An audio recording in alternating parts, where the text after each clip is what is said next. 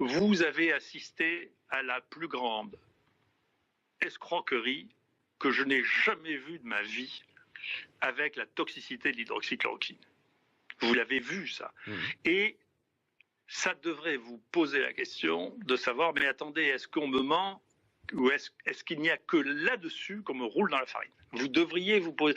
Et je suis sidéré qu'on ne se la pose pas.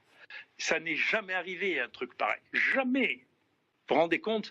Il y a des gens qui ont réussi à essayer de faire croire et qui ont réussi à le faire croire à des gouvernements et à l'OMS qu'un médicament qui a 70 ans, qui est un des 2 médicaments les plus prescrits de l'histoire de l'humanité, tuait 10% des gens à qui on le donnait.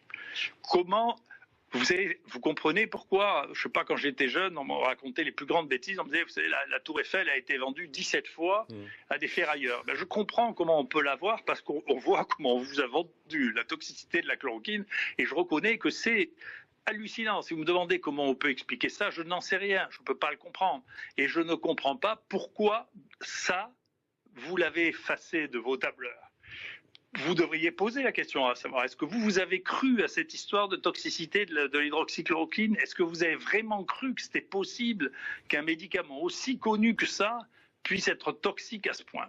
Et comment un journal comme le Lancet, qui devait avoir 3 ou 4 éditeurs, 5 reviewers, a pu laisser passer une chose pareille et quelque chose qui doit amener à réfléchir sur l'état de notre société. Parce que ça, c'est profondément l'état de notre société qu'on peut berner à un point incroyable et qui est si facile à berner qu'elle a oublié, il y a 5 minutes après, qu'elle a été bernée d'une manière absolument incroyable.